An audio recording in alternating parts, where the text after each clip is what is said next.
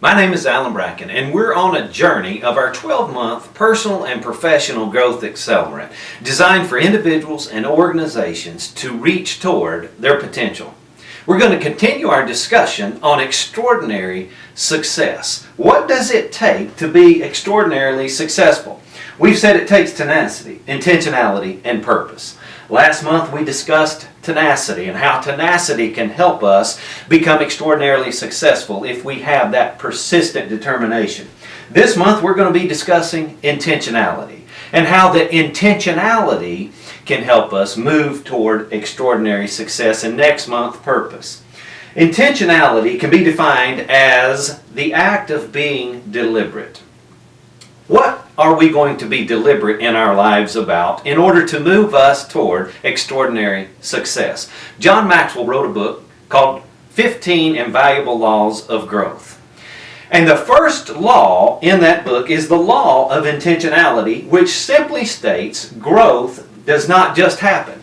In other words, it is not an automatic process. It's not going to fall in our lap. We have to be intentional if we want to improve in any area of our lives. Now, this program is about growth. It's about getting better. It's about getting better in our personal lives, in our professional lives, in whatever area that we want to improve on so that we can be extraordinarily successful. And here's what I know. We have to be deliberate. We have to be intentional. And if we are, that will help us move in the direction of extraordinary success. Another law I'd like to look at is the law of diminishing intent, which simply states the longer you wait to do something you know you should do now, the greater the odds that you will never actually do it. This is procrastination. And I have had it hold me back in my life. And I think we need to focus on this so that we don't let this happen. We have to be intentional if we want to be extraordinarily successful. So don't let the law of diminishing intent affect you in a negative way. I want to share with you an example and a story of someone that was intentional. It's my grandfather. My grandfather fought in World War II. I told you in our last discussion about how that I loved as a kid to hear his stories about the war and the battles that he had gone through. But one story that stands out to me that's very endearing is one that my grandmother told about how intentional my grandfather was when he was at war. Right before he was shipped off to war in 1942, they were married. And it wasn't but just a few days later, after their marriage, that he was called to active duty. And I know that was some tough times for our country and so many people in our country. And my grandmother didn't know if he would ever return.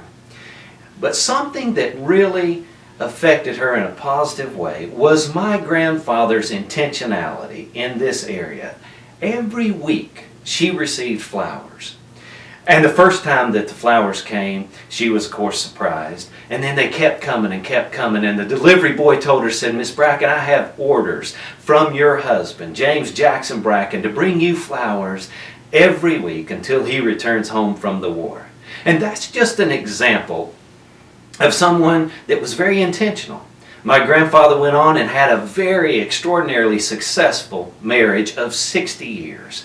And I'll tell you this, you don't have an extraordinarily successful marriage for 60 years without applying intentionality. So what does it take to be intentional? Amanda and I were talking about this, and we came up with 4 steps that we believe, if implemented, will help us on this journey of intentionality. And the first is to define your preferred future. What do you want it to look like? The second is assess reality. Where are you now? Take action. You have to implement it. And number 4 is be accountable. In this session we're going to talk about defining your preferred future. What's that mean? Define your preferred future. What does it mean to define our preferred future? What are your future hopes and dreams in your personal life and in your professional life? If we don't know what our future hopes and dreams are, or our goals are, or what we want it to look like, then it's going to be a challenge to get there. And when we get there, we may not be in the right place. In our personal lives, maybe in the area of our health, maybe with our friends, maybe in our spiritual life, we have to define what we want that to look like and be intentional in it. In our professional lives, it could be in excellence of the products that we sell, the service we provide. You have to decide what areas are you going to be intentional about, and then define those areas, and so that you can move toward that in an intentional way.